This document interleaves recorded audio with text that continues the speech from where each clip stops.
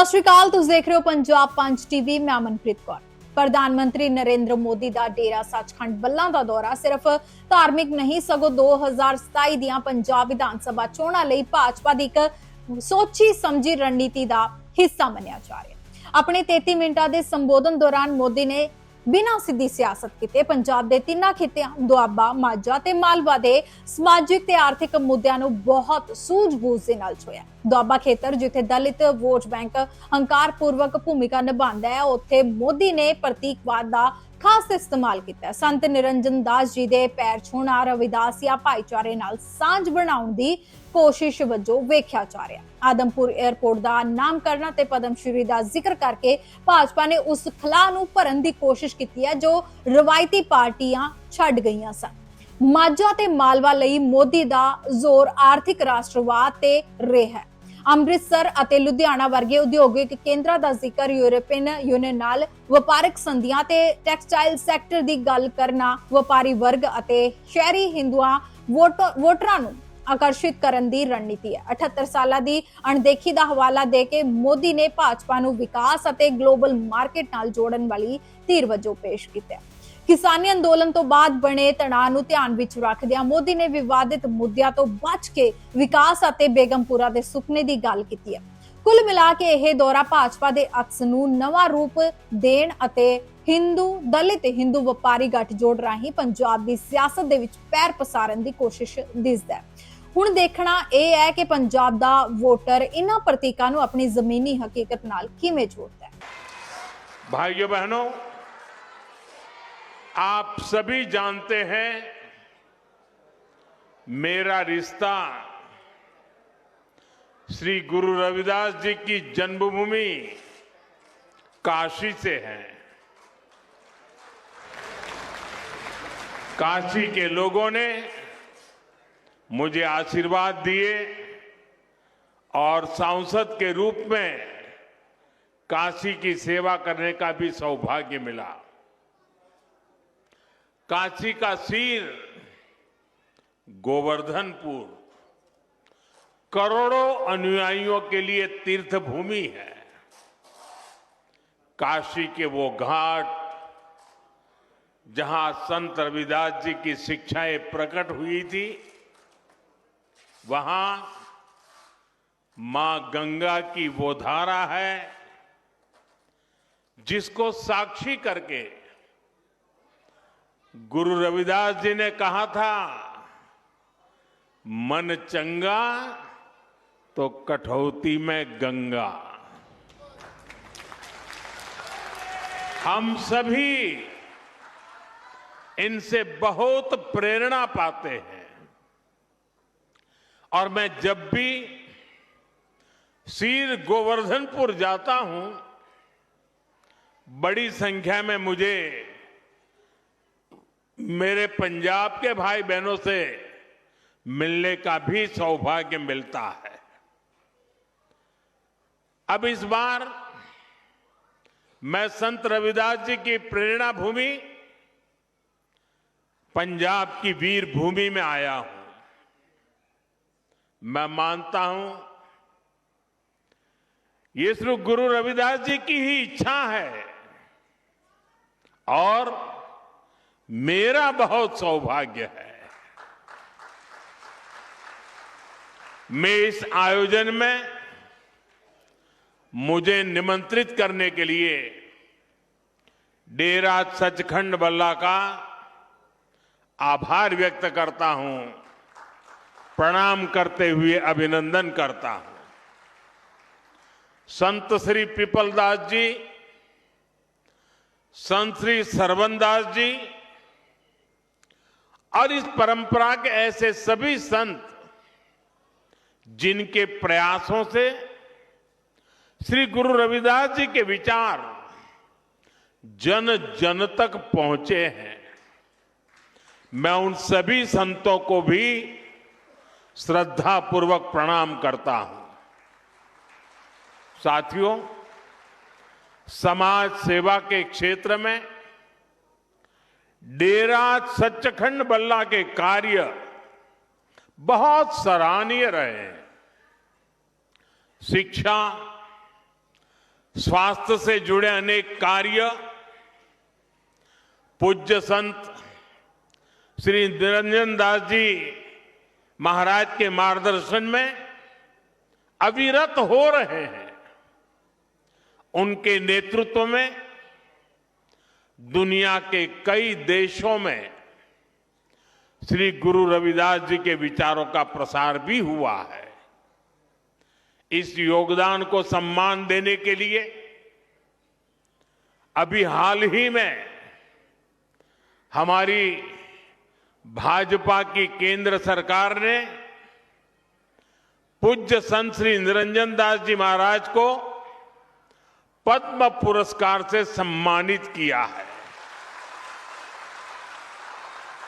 इस अवसर पर मैं उन्हें आदरपूर्वक नमन करता हूं। उनके सभी अनुयायियों को इस सम्मान के लिए बधाई देता हूं। सभी संतजन इस पवित्र पर्व पर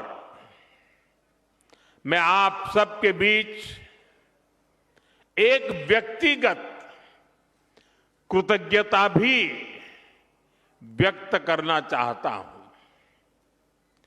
अभी कुछ ही महीने पहले पूज्य संत निरंजन दास जी महाराज और संतों के स्नेह से मेरे जन्मदिन पर डेरा सचखंड बल्ला में अरदास हुई थी। मेरे लिए ये सामान्य बात नहीं है, मेरे जीवन में बहुत विशेष बात है। संत रविदास जी ने हमें सेवा का जो मार्ग दिखाया है, उस प्रेरणा को इससे और ऊर्जा मिली है। मैं इस स्नेह के लिए आप सभी का हृदय से बहुत बहुत धन्यवाद करता हूं। साथियों, आज मुझे एक और बात की भी खुशी है। अब से थोड़ी देर पहले ही संत रविदास जी के नाम पर आदमपुर एयरपोर्ट का नया नामकरण हुआ है।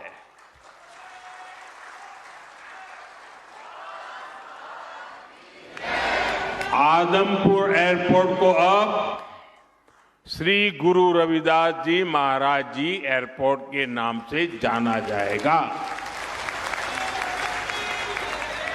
इसके साथ भी एक और भी कार्यक्रम हुआ आज। इसके अलावा हलवारा एयरपोर्ट की नई टर्मिनल बिल्डिंग का उद्घाटन भी किया गया। मैं पंजाब समेत पूरे देश के लोगों को इन कार्यों की बहुत बहुत बधाई देता हूं। साथियों, श्री गुरु रविदास जी ने समाज में बराबरी और समान अवसर की बात की थी। इसी भावना से अयोध्या के एयरपोर्ट का नाम महर्षि वाल्मीकि इंटरनेशनल एयरपोर्ट रखा गया।